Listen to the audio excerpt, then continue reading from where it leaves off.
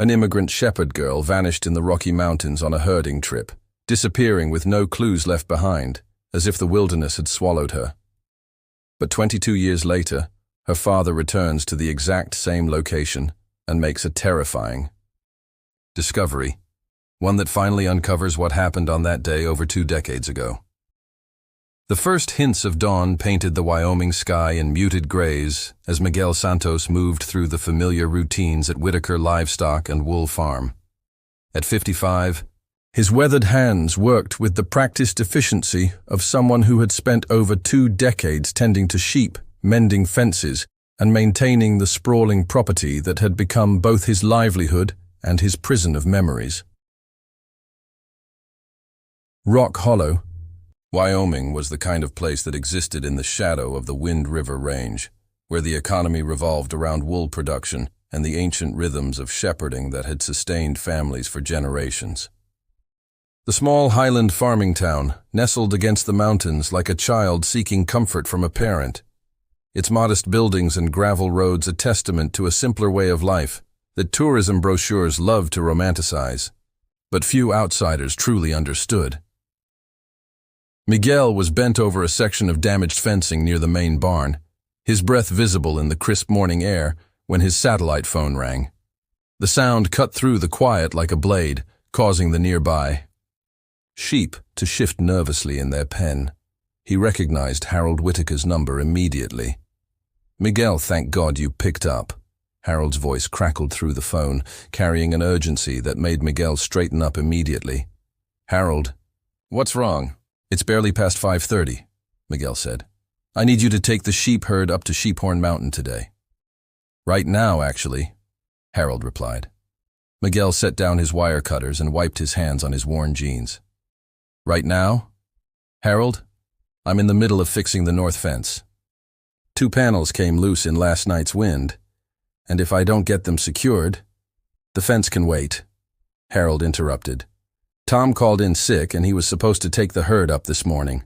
I can't find anyone else on such short notice, and you know how important it is to get them to the high pasture while the weather holds." Miguel felt his stomach tighten. The mountains. After all these years, Harold was asking him to return to the place where everything had gone wrong. "Harold, you know I haven't done the mountain runs in years. Not since—" He didn't need to finish the sentence. They both knew what had happened the last time Miguel had tried to shepherd alone in those high meadows. "I know, Miguel. I know it's difficult for you." Harold's voice softened with the kind of understanding that came from years of friendship and shared hardship. "But you're the best shepherd I've got, even if you haven't been up there recently. And honestly, you're the only one I trust with the whole herd." Miguel closed his eyes, feeling the familiar weight of grief and anxiety settling over him like a heavy blanket. The last time he'd attempted a mountain shepherding run had been nearly 10 years ago, and it had ended in disaster. The hallucinations had started almost immediately. Glimpses of his 9-year-old daughter, Lucia, darting between the sheep, her laughter echoing off the canyon walls. He'd become so disoriented that he'd nearly walked off a cliff, saved only by his border collies' frantic barking. Since then, Harold had kept Miguel working around the farm itself, understanding that his employees' psychological wounds ran deeper than anything time could heal. Miguel had been grateful for the consideration, but it also meant he'd never stopped hoping that someday Lucia might find her way back to Rock Hollow, back to the only home she'd ever known in America. "The other workers don't have your experience with the terrain," Harold continued. "And Tom was supposed to take them up to Sheephorn Meadow, not just the lower pastures. You know how tricky that route can be." Miguel opened his eyes and stared up at the mountains, their peaks already catching the early morning light. Somewhere, up there 22 years ago, his daughter had vanished without a trace. Despite countless search parties, police investigations, and his own desperate wandering through every canyon and meadow he could find, Lucia Santos had simply disappeared, as if the mountains had swallowed her whole. "Miguel, you still there?" Harold asked. "Yeah, I'm here." Miguel rubbed his forehead, feeling the familiar tension headache beginning to build. "Harold, I don't know if I'm the right person for this. What if I have another episode? Look, I'll make this easier for you. Take the truck instead of going on foot. Drive as far up as you can. Then it's just a short hike to set up camp, and it's only for one night. Just get them settled in the high pasture and bring them back tomorrow. The truck option did make it more manageable. In the old days, when Miguel had first started working for Harold, they'd driven the herds up on foot, following ancient paths that had been used by shepherds for generations. But modern ranching had adapted to include vehicles for the initial transport, saving time and energy for the actual grazing management. Miguel thought about the 23 sheep currently penned and waiting for their journey to the mountain pastures. They needed the rich grass that only grew at higher altitudes, and the timing was crucial. Too early, and they'd face late spring storms. Too late, and they'd miss the brief window of optimal grazing before summer drought set in. "This is really a one-time thing?" Miguel asked, knowing even as he spoke that he was going to agree. Harold had given him everything: a work visa when he was a desperate immigrant with a young daughter, steady employment for over 2 decades, sponsorship for his green card, and eventually his path to citizenship. The least he could do was help during an emergency. "One time," Harold confirmed. "And Miguel, I know this isn't easy for you. I wouldn't ask if I had any other option." Miguel looked at the damaged fence, then at the sheep pen, then back up at the mountains, where somewhere among the peaks and meadows, his little girl had become a ghost that haunted every rock and tree. "Okay," he said finally. "I'll do it. Thank you, Miguel. I owe you for this." After ending the call, Miguel stood for a moment in the growing light, listening to the sheep bleating softly in their pen and the distant sound of wind through the pines. 22 years ago, he'd been a young father with dreams of moving to a big city, of giving Lucia the opportunities that America promised. Instead, they'd stayed in this small mountain town year after year, because how could he leave when she might come home? He walked to the equipment shed and grabbed the truck keys from their hook. The old Ford pickup had seen better days, but it was reliable enough for mountain work. Loading the portable fencing panels and camping equipment took the better part of an hour. By the time he was ready to herd the sheep into the truck's specially designed livestock compartment, the sun had fully risen over the eastern peaks. As Miguel guided the last sheep up the loading ramp, he found himself thinking about how much had changed since those early days. When he and Lucia had first arrived from Peru, everything in America had seemed impossibly modern and efficient. Even something as ancient as shepherding had been updated with trucks, satellite phones, and GPS devices. Back then, he'd been proud of adapting to these new methods, seeing them as symbols of the progress he was making in his adopted country. Now, as he secured the livestock gate and climbed into the driver's seat, Miguel couldn't help but feel that all the modern conveniences in the world couldn't fill the hole that his daughter's disappearance had left in his life. He'd learned fluent English, earned his citizenship, and built a reputation as one of the most reliable ranch hands in the county. But none of it mattered when he went to bed each night in an empty house, still listening for footsteps that would never come. The drive up into the mountains took just under 3 hours, winding along increasingly narrow roads until he reached the final vehicle access point. Miguel parked the truck in a small clearing that served as an unofficial staging area for shepherds and hikers, then began the process of unloading his sheep and equipment. As Miguel started the climb toward Sheephorn Meadow, guiding his small flock along the well-worn path, he noticed dark clouds beginning to gather over the western peaks. The weather in these mountains could change rapidly, and what had started as a clear morning was already showing signs of an approaching rain. He picked up his pace, knowing that he needed to reach some kind of shelter before the weather turned completely. Halfway up the trail, Miguel spotted the stone hut that had served as an emergency shelter for shepherds for generations, built from local granite and designed to withstand the harsh mountain winters. When Miguel finally reached Sheephorn Meadow, the vast alpine pastureland stretched before him like a green carpet rolled across the slopes of Sheephorn Mountain. This place had been the heart of the region's shepherding tradition for generations. The high, Meadow sat at an elevation where the air was thin and clean, surrounded by peaks that caught the clouds and released them as life-giving snow and rain. But as Miguel crested the final rise with his small flock, he realized he wasn't alone. Spread across the far side of the meadow was another sheep herd, vastly larger than his own modest group of 23 animals. Even from a distance he could count what looked like hundreds of sheep, their white forms dotting the landscape like scattered clouds. Around them moved at least a dozen workers, far more than any normal shepherding operation would require. The sight made Miguel pause. In all his years of bringing sheep to these high pastures, he'd rarely encountered such a large operation. Most of the local farms, like Harold's, ran smaller herds that could be managed by one or two experienced shepherds. This looked more like an industrial-scale operation, the kind of thing he'd heard about, but never seen firsthand. As the first fat raindrops began to fall, Miguel guided his sheep toward the historic stone hut that had provided shelter for shepherds since before he'd first arrived in America. The structure was a testament to old-world craftsmanship, built from massive blocks of local granite that had been fitted together without mortar, designed to withstand the harsh mountain winters and sudden summer storms that characterized this elevation. Miguel approached the heavy wooden door and knocked, following the unwritten protocol of mountain shepherding. The door swung open to reveal a tall, broad-shouldered man in his 50s, with pale blue eyes and graying hair beneath a worn cowboy hat. The man's expression immediately soured when he saw Miguel, his gaze taking in everything from Miguel's weathered clothes to his obviously non-Anglo features. "What do you want?" the man demanded, his voice carrying the flat accent of someone who'd lived his entire life in these mountains. "I was hoping to shelter here for the night," Miguel replied politely in his still accented but fluent English. "The weather's turning, and I have sheep to protect." The American shepherd's face hardened further.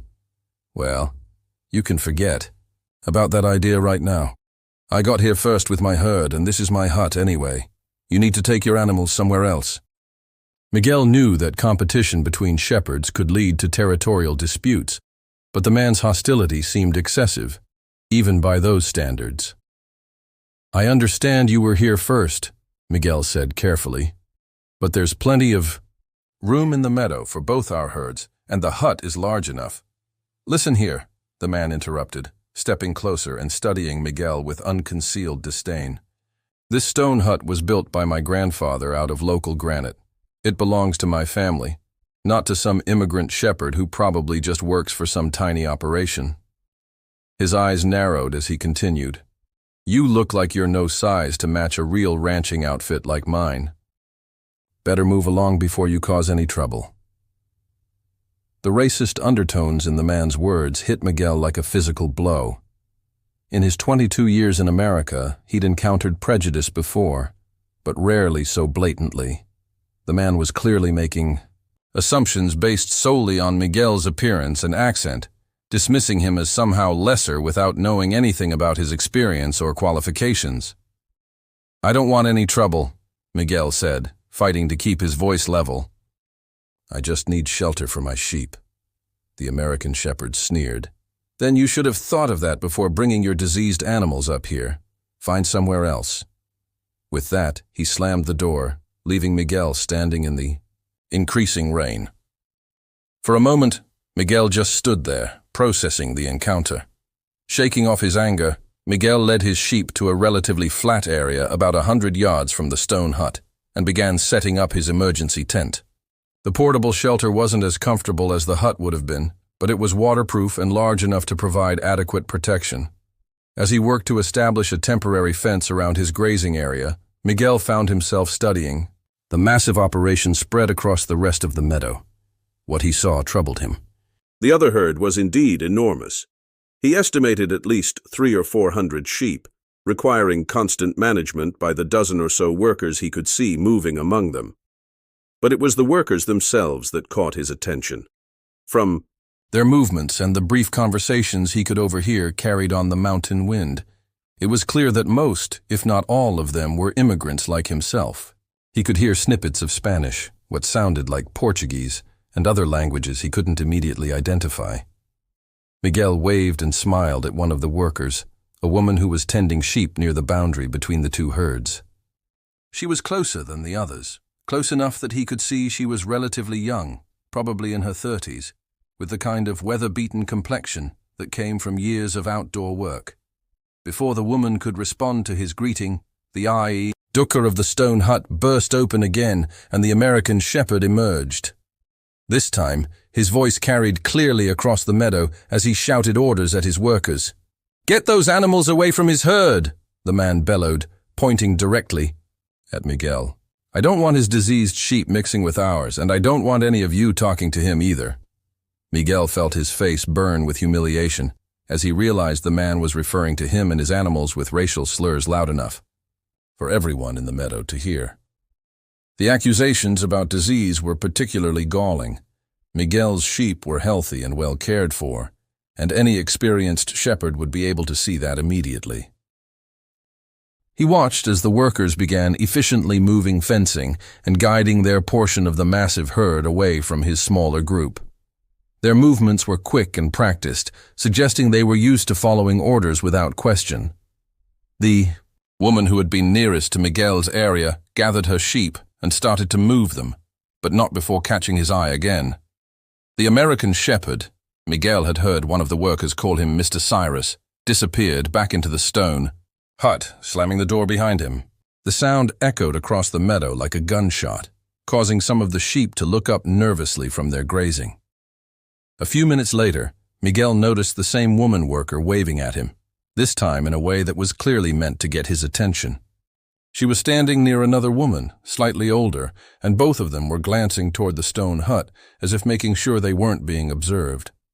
Curious and still stinging from his encounter with their boss, Miguel secured his sheep behind their temporary fence and walked over toward the two women.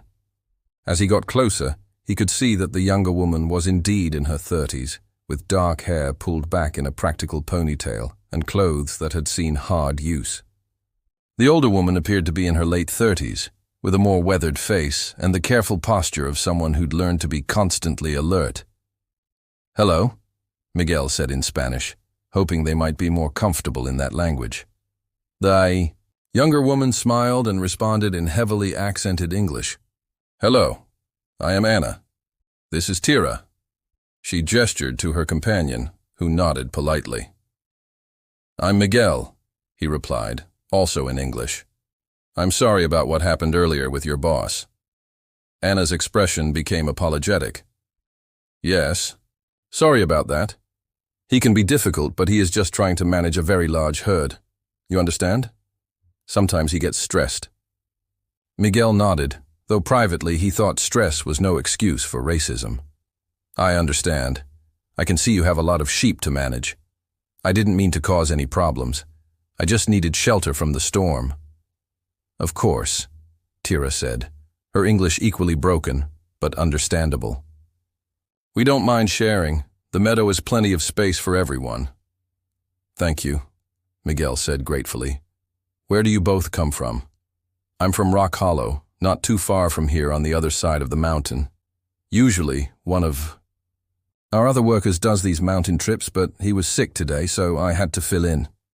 It's been a long time since I've been up here. I'm not sure what's changed." The two women exchanged a quick glance before Anna answered. "We come from Silver Ridge, a town on the other side of the mountain." Miguel nodded. "Ah, yes, I know Silver Ridge. I've been there a few times over the years. It's a bit larger than Rock Hollow. We're just a small farming community." He paused, noticing their hesitation. "What farm do you work for?" "I don't think I know your boss." Again, the women hesitated, and Miguel noticed they didn't answer his question directly. "Silver Ridge has many farms," Anna said vaguely. Sensing their discomfort, Miguel decided not to press. "Well, I should get back to my sheep," he said. But then something made him pause. "Are you both okay? You're not being exploited or anything?" "If you need help," Anna and Tira both shook their heads quickly. "Life can be hard," Anna said in her careful English, "but this is better than life for many people." The words hit Miguel like a thunderbolt. It was almost exactly what he used to tell Lucia whenever she complained about their circumstances in those early years. Back in Peru, they had dreamed of moving to a big American city, of the opportunities and prosperity that awaited them. When reality turned out to be a small mountain town and hard ranch work, Lucia had sometimes expressed disappointment. "We should be grateful," Miguel had told her over and over. "This is better than what many people have. We have steady work, a safe place to live, and opportunities to build a better future." Now, hearing those same sentiments from Ana, Miguel felt momentarily stunned. Ana noticed his expression and waved her hand gently near his face, smiling with concern. "Are you okay?" she asked. As Ana's hand moved, Miguel noticed her slender fingers, and when she smiled, something about her expression reminded him powerfully of Lucia.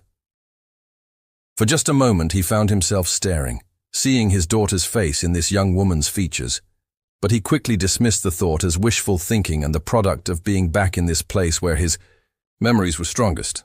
"I'm fine," he said, forcing a smile. "Just tired from the journey up here." Before either woman could respond, the door of the stone hut banged open again, and Cyrus emerged, his face dark with anger. He strode quickly toward them, his boots squelching in the increasingly muddy ground. "What did I tell you about talking to him?" Cyrus demanded, shoving Miguel's shoulder hard enough to make him stumble backward. "Get back to your own herd and stay there." He then turned on Ana and Tira, his voice harsh. "And you two know better than to disobey my direct orders. Get back to work, and don't let me catch you socializing again." Miguel steadied himself and faced Cyrus. "Look, I don't know what your problem is with me. I haven't been up here in years, and I had no idea you'd be using this area. There's no reason we can't share the meadow peacefully." Cyrus stepped closer, his face inches from Miguel's. "My problem is immigrant workers who don't know their place and think they can—" A loud rumble of thunder interrupted his words, echoing off the surrounding peaks. All of them looked up to see that the storm clouds had grown much darker and more threatening while they'd been talking. Cyrus stepped back, his anger apparently overridden by practical concerns. "Pack it up," he shouted to his workers. "We're heading back down the mountain before this gets worse." Miguel watched as Ana and Tira immediately responded with, "Yes, Mr. Cyrus," and hurried back toward their section of the herd.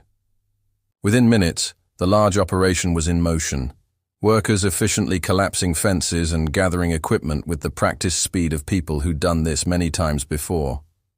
The rain intensified as Cyrus and his workers disappeared.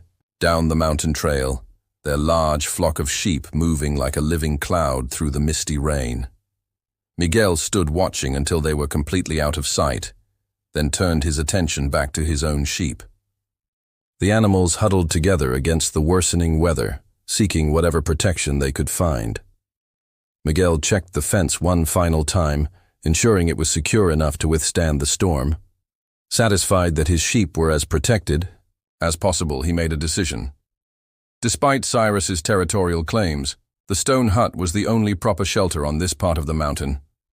It had been used by shepherds for generations. It didn't belong to any single person. "Public refuge," Miguel muttered to himself as he approached the hut, rainwater dripping from his hat and jacket. He pushed the wooden door open and stepped inside. The interior was exactly as he remembered it from years ago.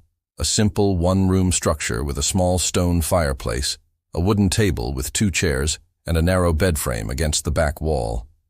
Some previous occupant had left firewood stacked neatly beside the hearth. Miguel shrugged off his wet jacket and hung it on a peg near the door.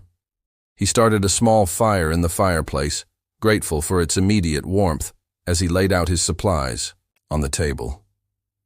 The familiar smell of wood smoke filled the space, triggering memories of the many nights he'd spent here over the years.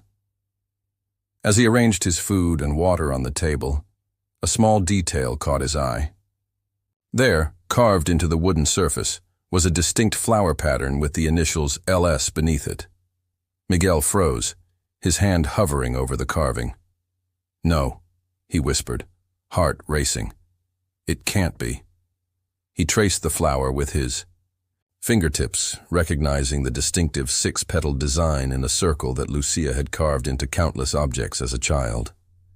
She had developed the habit shortly after they arrived in Wyoming, marking tree trunks, fence posts, and furniture with her initials and that same flower pattern.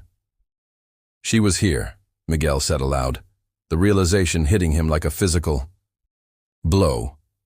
He began searching the hut frantically, looking for any other signs of his daughter. Near the bed, partially hidden in the shadowy corner, he spotted something else. Miguel knelt down and picked up a dusty, broken dream catcher.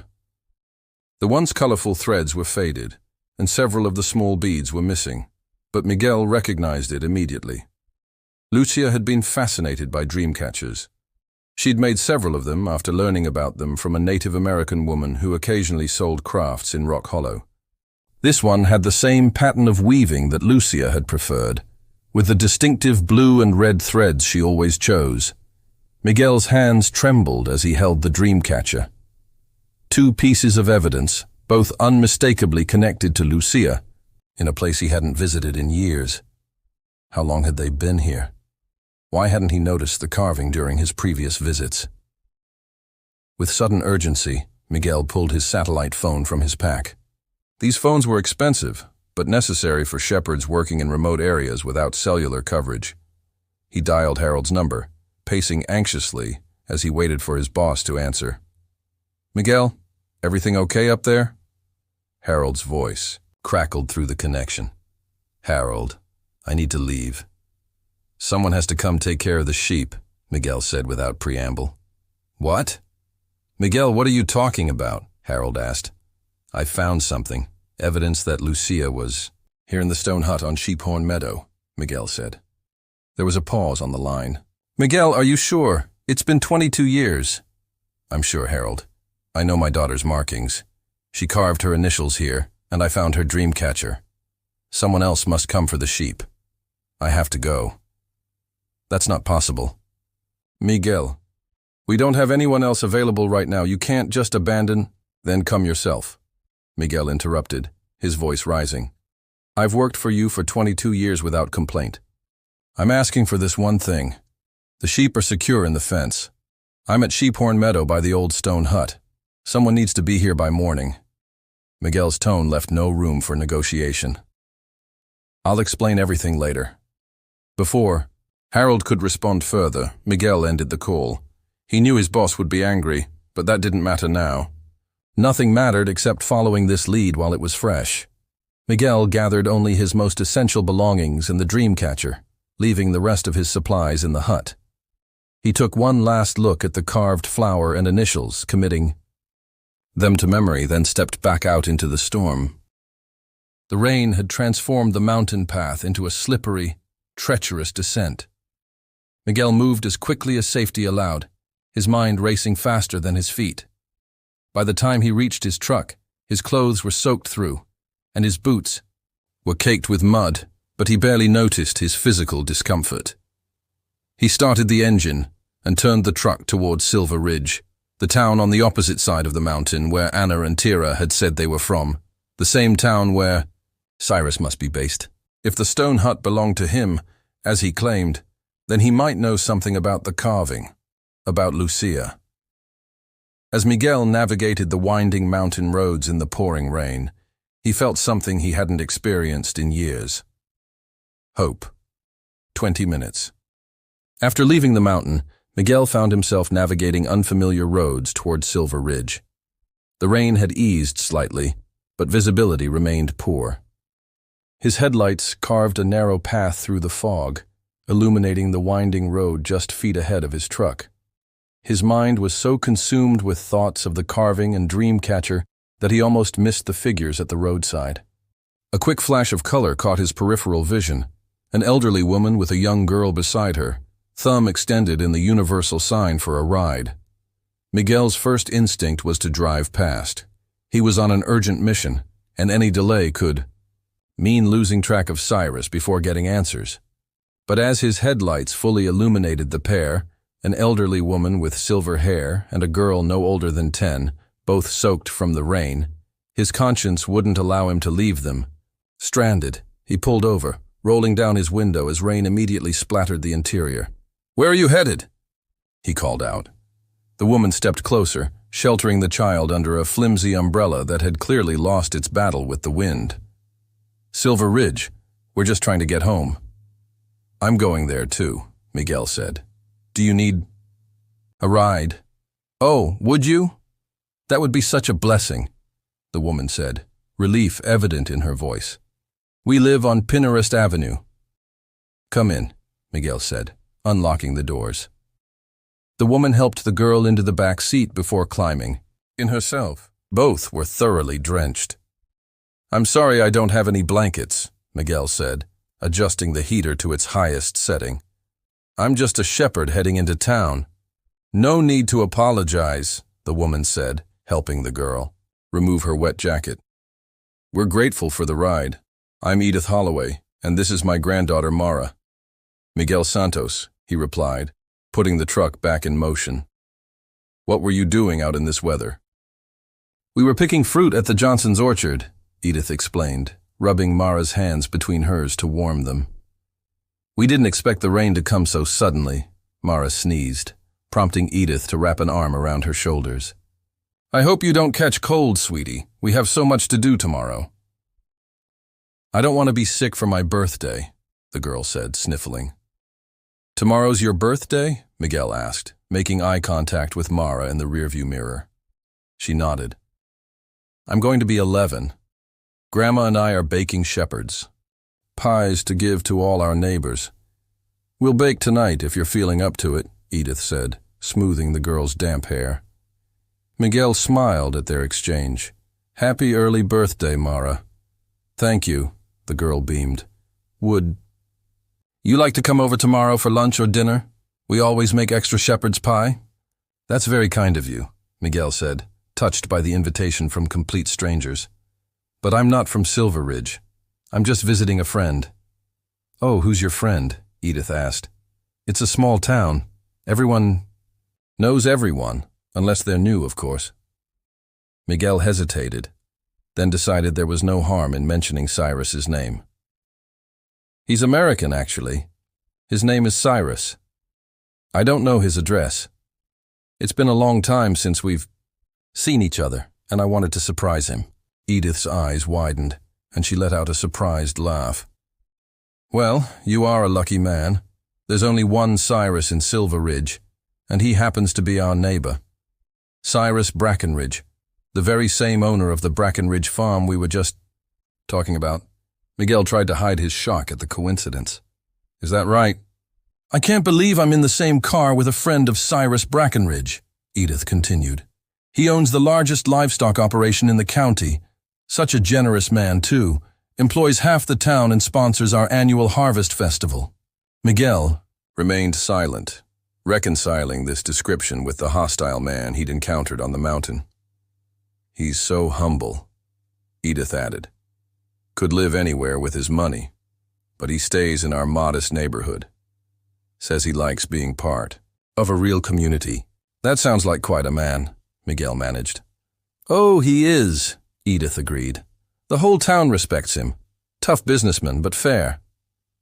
As they drove through Silver Ridge, Miguel noted the contrast between the affluent commercial district and the more modest residential areas they eventually entered.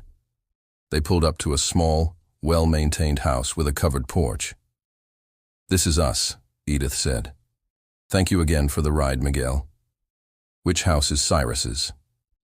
Miguel asked as they prepared to exit. Edith pointed to a house at the end of the street, larger than its neighbors but far from ostentatious. "That corner house there. Looks like he's not home yet," Edith observed, noting the absence of vehicles in the driveway. "Would you like to come inside and wait where it's warm? I can make some coffee." "No, thank you," Miguel replied. "I'll wait in my truck." After they disappeared inside, Miguel remained parked, engine idling to keep the heater running. The rain tapped steadily on the roof as he stared at Cyrus's house, rehearsing what he would say. His satellite phone buzzed, probably Harold calling, back about the abandoned sheep, but Miguel ignored it. That problem seemed trivial now compared to the possibility of finding answers about Lucia. A few minutes later, Headlights cut through the gray afternoon as a black pickup truck turned into the cul-de-sac. Miguel recognized the vehicle immediately. It was the same one that had been parked near the stone hut on the mountain.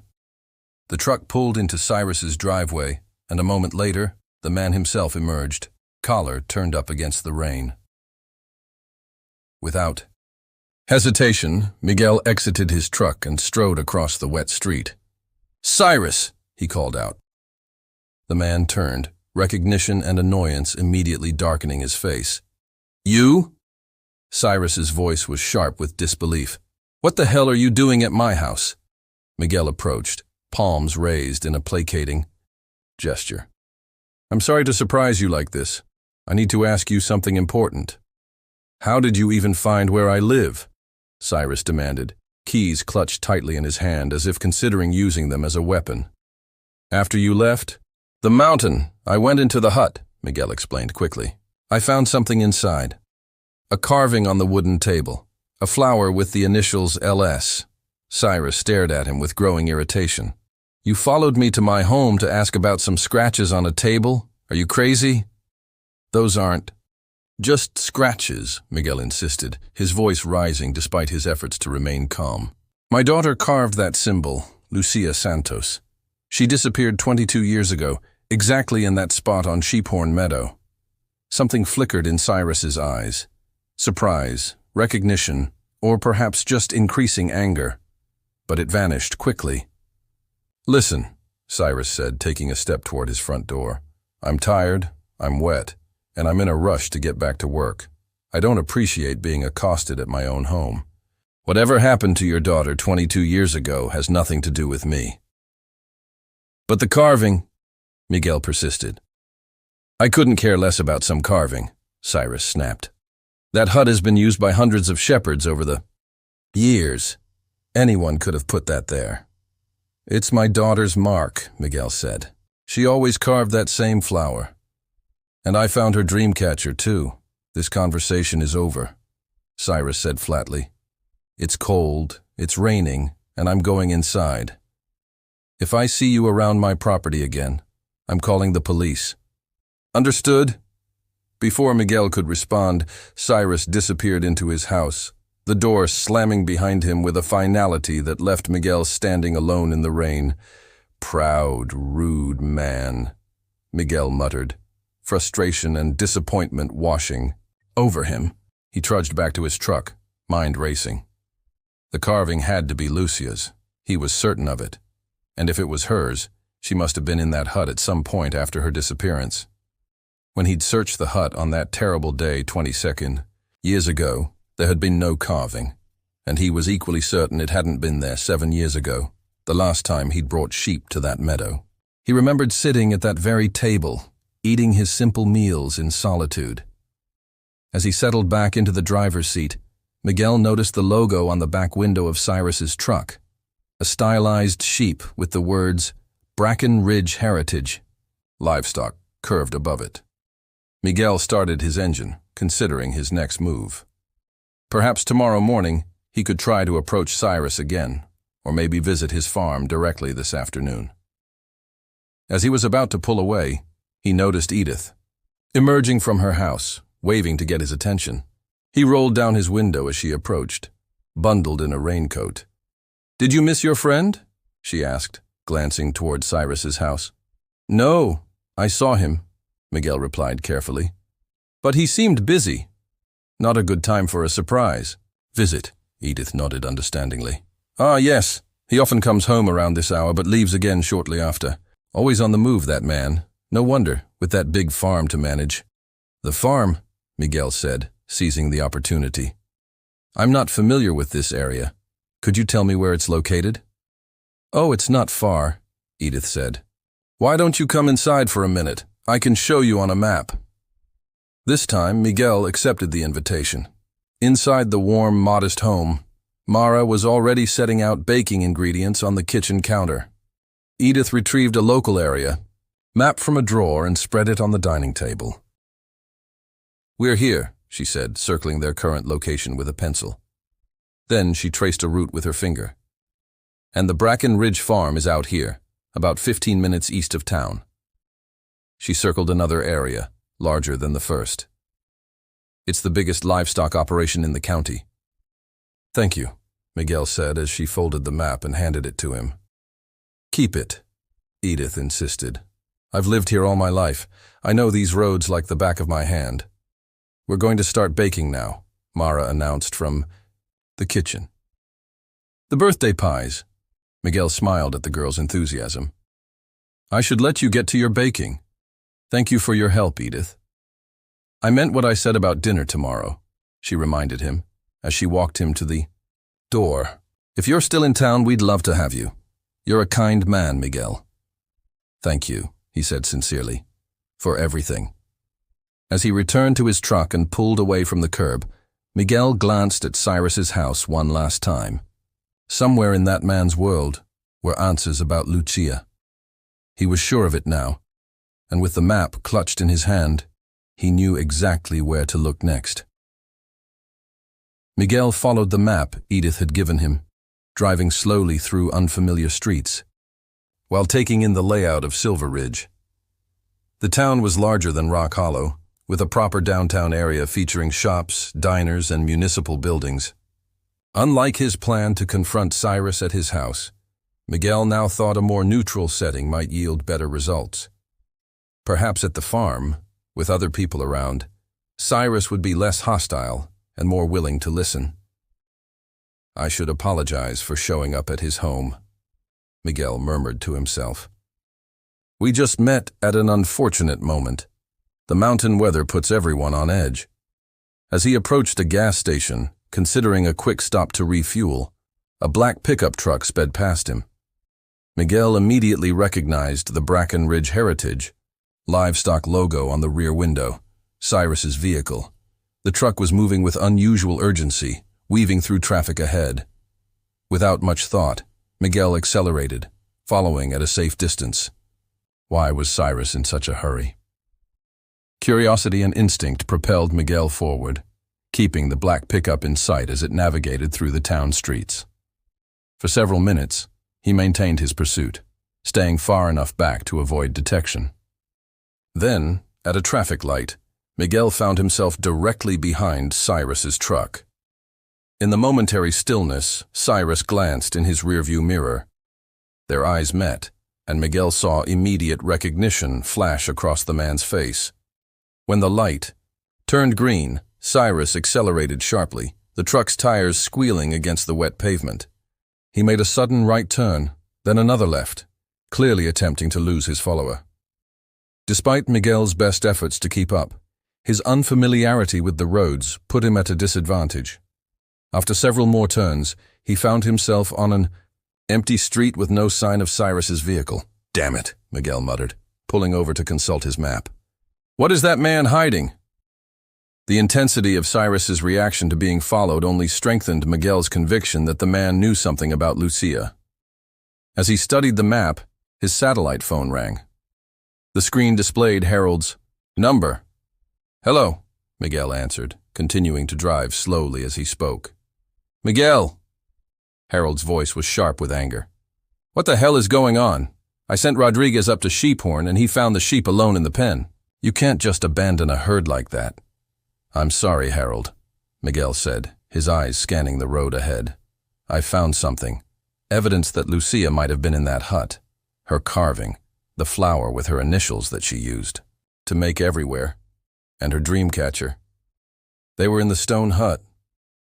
Harold's tone softened slightly. Miguel, I understand how important finding Lucia is to you, but do you know a farmer named Cyrus? Miguel interrupted.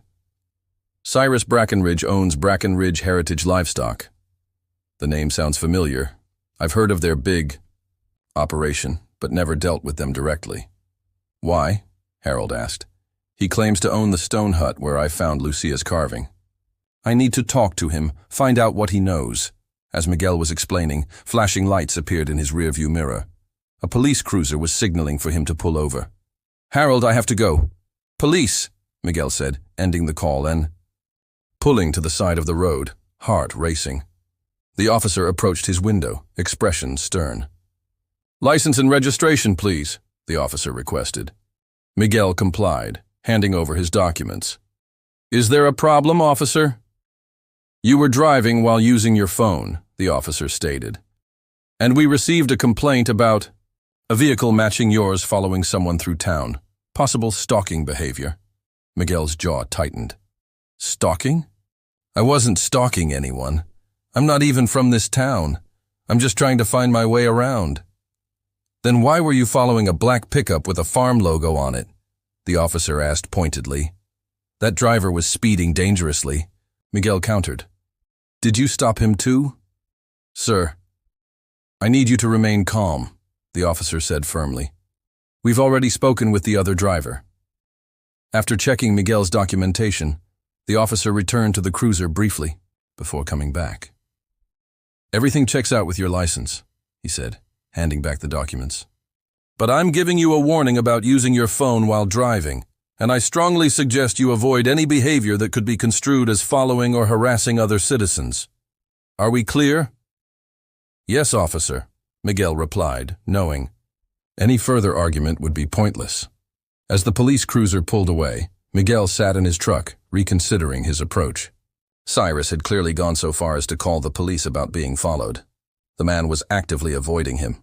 Why? What was he hiding? After a moment's reflection, Miguel decided to continue with his plan to visit the Brackenridge farm.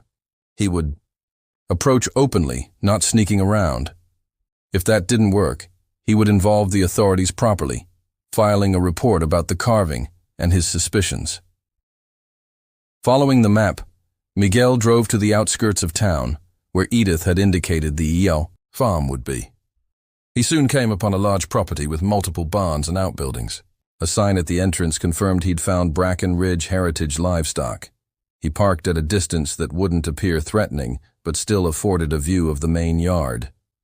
Almost immediately, he spotted Cyrus's black pickup parked near a large barn. As he watched, Cyrus emerged from one of the buildings, followed by Anna and Tira, the women he'd met on the mountain that morning. Each was carrying a wooden crate, which they loaded into the back of a box truck parked in the gravel yard. Miguel watched as Cyrus and another man, burly with a shaved head, climbed into the cab of the box truck. The women got into the back with their crates. The truck started up and pulled away from the farm, heading in the direction of the mountains that separated Silver Ridge from Rock Hollow.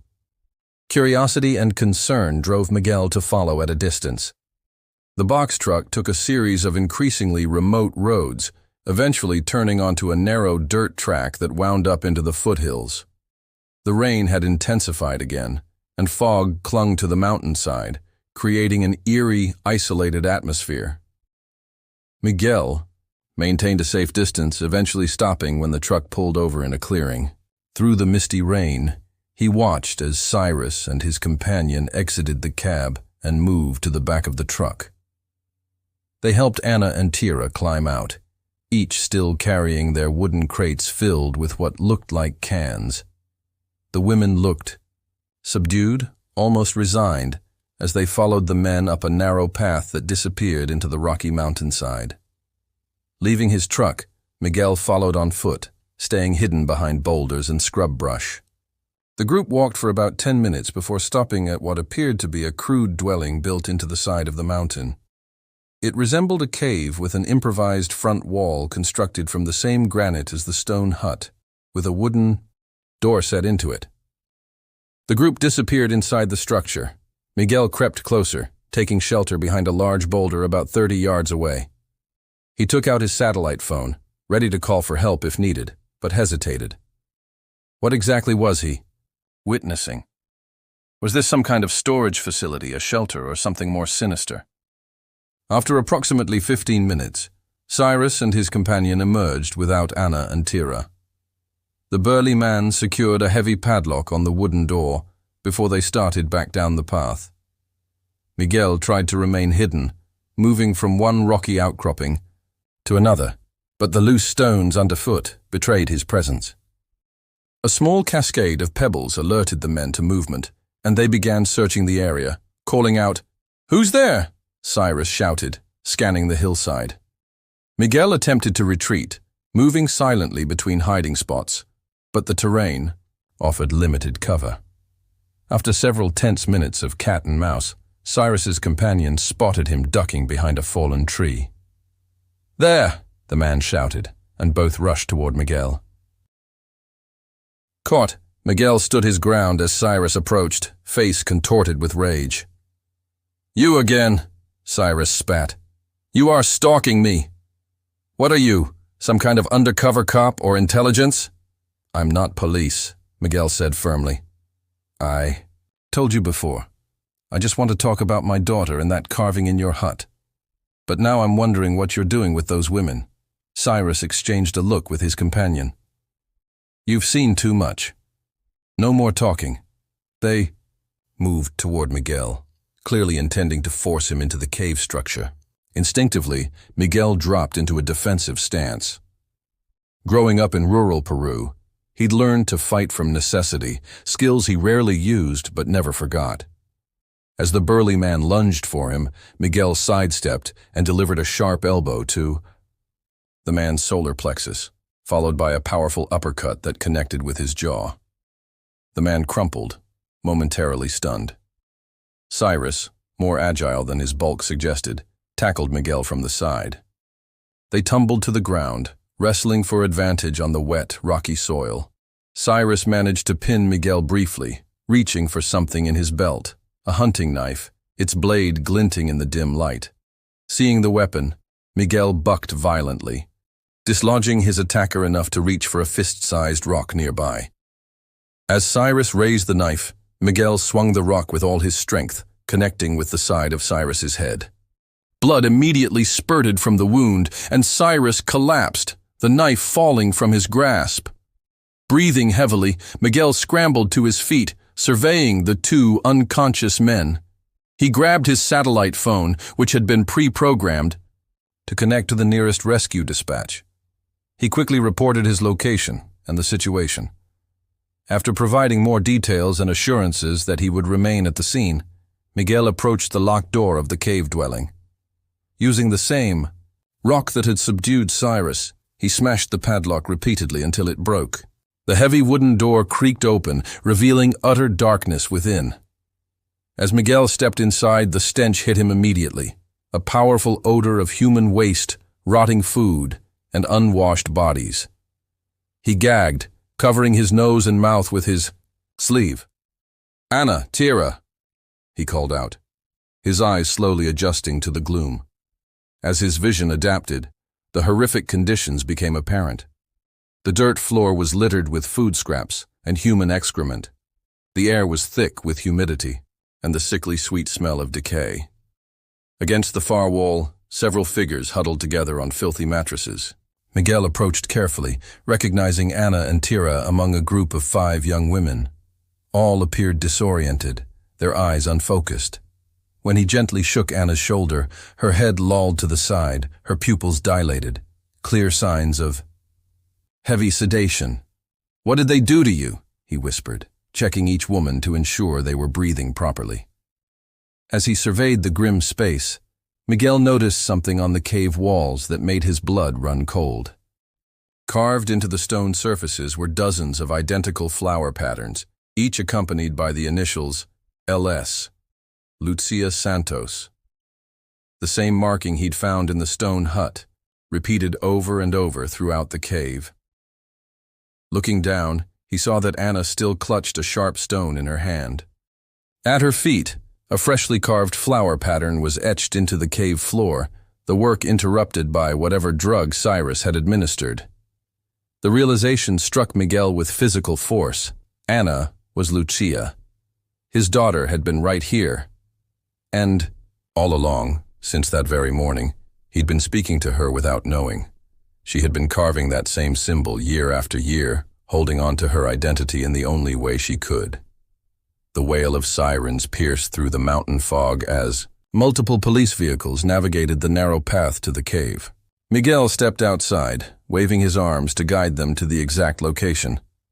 2 patrol cars and an ambulance managed to make it up the rough terrain, their red and blue lights creating an otherworldly glow in the misty rain. "Over here," Miguel called out as officers emerged from their vehicles, hands hovering near their holstered weapons. "I'm the one who called," he explained as they approached. "The men are over there." He pointed to where Cyrus and his accomplice lay unconscious on the wet ground. 2 officers immediately checked on the fallen men while others secured the perimeter. Miguel watched as they confirmed both men were alive, though Cyrus had a significant head wound that was still bleeding. "What happened here?" asked a female officer with a badge identifying her as Sergeant Reyes. "Self-defense," Miguel explained, showing the scrapes on his own hands and face. "They attacked me when I discovered what they were doing. There are women inside that cave, immigrants they've been keeping prisoner." Sergeant Reyes nodded to several officers who immediately approached the cave entrance, flashlights drawn. Medical personnel arrived with stretchers for Cyrus and his companion, working quickly to stabilize them before transport. "These men are under arrest," Reyes told the paramedics, producing handcuffs and securing one of Cyrus's wrists to the stretcher frame. Her partner did the same with the other man. "They're to remain in custody at all times." Miguel watched as the stretchers were carefully maneuvered down the hillside toward the waiting ambulance. Despite everything, he felt no satisfaction seeing Cyrus injured. His only concern now was for the women inside the cave, especially Anna. "There are 5 women in there," he told Sergeant Reyes. "They appear to be drugged. One of them—" He hesitated, the words catching in his throat. "One of them might be my daughter, who disappeared 22 years ago." Reyes's expression softened slightly. "We'll get them out and get them help." Within minutes, officers emerged from the cave, guiding and carrying the 5 women. Anna and Tira came first, each supported by an officer on either side. They were followed by 3 more young women in similar conditions, all looking disoriented and weak. The bright lights and fresh air seemed to overwhelm them, causing them to squint and turn away. Medical technicians immediately approached with blankets, wrapping each woman before helping them toward the vehicles. Miguel hurried to Anna's side, walking alongside her stretcher. "Anna," he said softly, taking her hand. "You're safe now." Her eyes fluttered, struggling to focus on his face. The medical technician checking her vital signs looked concerned. "They're all showing signs of heavy sedation," he informed Miguel. "We need to get them to the hospital right away for proper treatment and evaluation." "I'm coming with her," Miguel said firmly. The technician nodded. "Follow the ambulance in your vehicle. We're taking them to Silver Ridge Memorial. It's the only hospital in the area." As the women were being loaded into ambulances, Sergeant Reyes approached Miguel again. "My team is securing the scene," she explained. "We'll be searching this entire area to see if there are more locations like this one. Do you have any idea why they brought these women here specifically?" Miguel shook his head. "I was trying to speak with Cyrus about a personal matter when I saw them transporting Anna and Tira from his farm. I followed because something didn't seem right." "Good instincts," Reyes commented. "We'll need a full statement from you, but that can wait until we get to the hospital. For now, follow the ambulance, and I'll meet you there after I coordinate with the search team." Miguel nodded and hurried back to his truck. As he started the engine, he watched the ambulances carefully navigating down the mountain path, red lights pulsing through the fog. His hands trembled slightly on the steering wheel, not from the cold or the adrenaline of the fight, but from the overwhelming possibility that after 22 years, he might truly have found Lucia. The carving, the dream catcher, Anna's familiar gestures, and now the repeated LS markings throughout the cave all pointed to a truth he hardly dared believe. His daughter might have been hidden in plain sight, working on Cyrus's farm. Miguel rode in his truck behind the ambulances, following their flashing lights all the way to Silver Ridge Memorial Hospital. The events of the day swirled in his mind like the storm clouds overhead, from reluctantly taking the sheep to the mountain that morning, to now pursuing ambulances carrying 5 women rescued from captivity, one of whom might be his long-lost daughter. When they arrived at the emergency entrance, medical staff sprang into action. Anna, Tira, and the other 3 women were quickly transferred to gurneys and wheeled through the automatic doors. Miguel attempted to follow Anna, but was gently intercepted by a nurse. "Sir, I need you to wait in the reception area, she said firmly, but kindly. The doctors need space to work.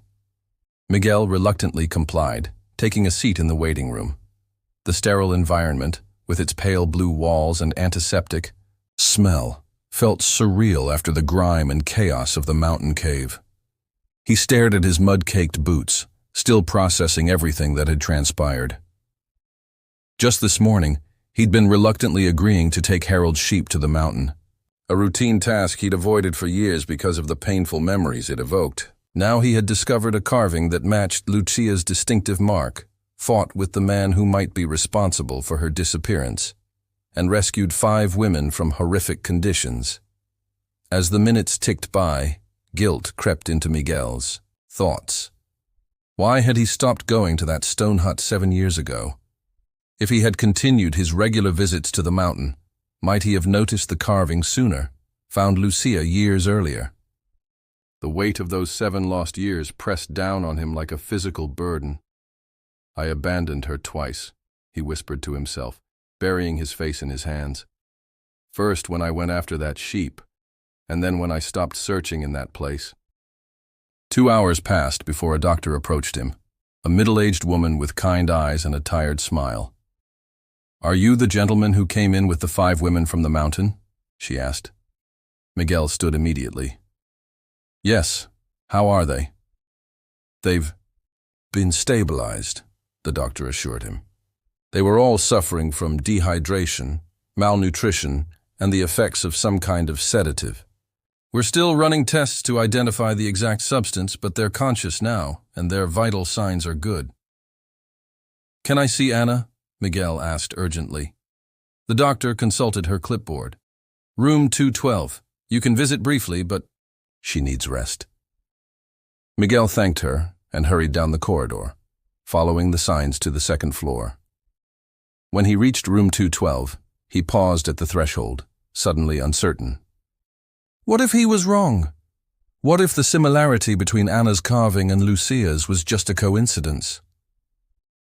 Taking a deep breath, he knocked softly and entered the room. Anna lay in the hospital bed, an IV drip connected to her arm. She was staring at the ceiling, her expression blank and distant, so different from the woman who had smiled and waved at him on the mountain that morning. When she heard him enter, she turned her head slightly. "The shepherd," she said quietly, recognition flickering in her eyes. From the mountain, Miguel approached the bed slowly. "Yes, we met this morning.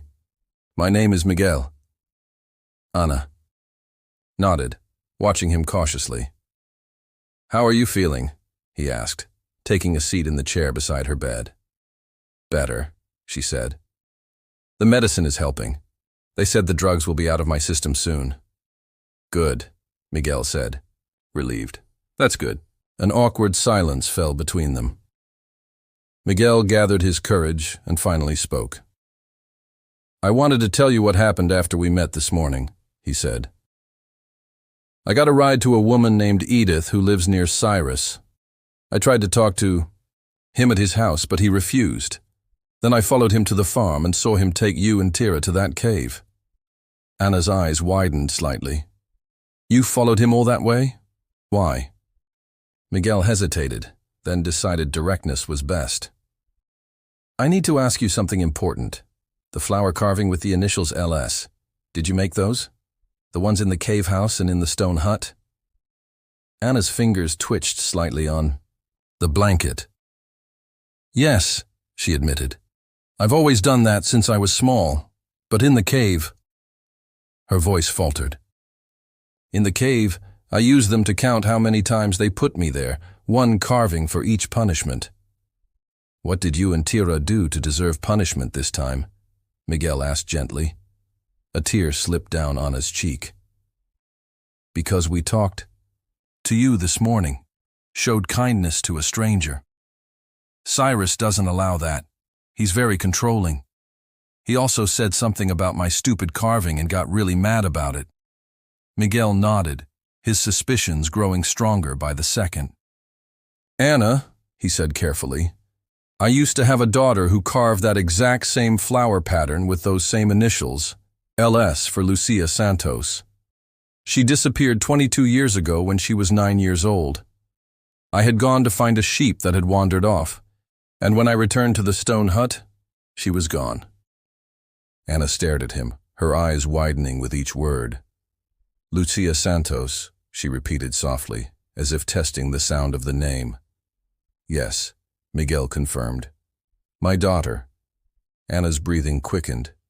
That's my name, she whispered. My real name before I became Anna. Miguel's heart pounded in his chest. Lucia, he asked, his voice breaking. She nodded slowly, tears now flowing freely. Are you my father? Yes, Miguel whispered, reaching for her hand. Yes, Lucia, I'm your father, Miguel Santos. For a moment, they simply stared at each other, bridging a 22-year gap with tearful gazes. Then Miguel rose from his chair and carefully embraced his daughter, mindful of the IV in her arm. She clung to him, her body shaking with sobs. I thought. You were dead, she wept into his shoulder. He told me you were dead. I never stopped looking for you, Miguel assured her, his own tears falling freely.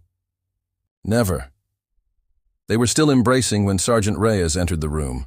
The officer stopped abruptly, taking in the emotional scene. Seems I've missed something important, she said, clearly confused by the display. Miguel turned to her, keeping one arm around Lucia. This is my daughter, he explained, his voice thick with emotion. She was kidnapped 22 years ago. The woman you know as Anna is actually Lucia Santos. Reyes's professional demeanor slipped momentarily, revealing genuine surprise. You're certain? Miguel nodded. The carvings in the cave and the stone hut, they're hers. She's been marking places with that same pattern since she was a child. Reyes pulled up a chair, taking out her notebook. I need to hear this whole story. For the next half hour, Miguel and Lucia took turns explaining everything, how she had disappeared, how Cyrus had lied to her about her father's death, and how she'd been kept as first a surrogate daughter, and later as an exploited worker, on his farm. He told me he saw you fall from the mountain, Lucia explained, her voice steadier now. He said a bad man had pushed you and that same man was coming for me. He convinced me to hide with him in a bunker underneath the stone hut. A bunker? Reyes asked, writing rapidly. Under the hut itself, Lucia nodded. It's well hidden. The entrance looks like part of the floor. I think it was originally a cold storage space for shepherds, but Cyrus had expanded it. He kept me there for days until he said it was safe to leave. By then, we were in Silver Ridge, and he told me this was my new home. And this was Cyrus Brackenridge himself who took you? Reyes confirmed. Yes, Lucia said. At first, he treated me like his daughter. He would read me stories and buy me toys. He said I reminded him of his real daughter who had been taken away from him in a custody battle. But as I got older, things changed. He started calling me Anna instead of Lucia. Said it was safer. He never sent me to school, just taught me about farming and made me work.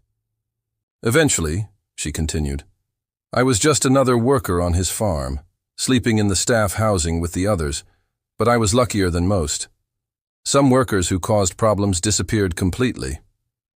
Reyes looked up from her notes.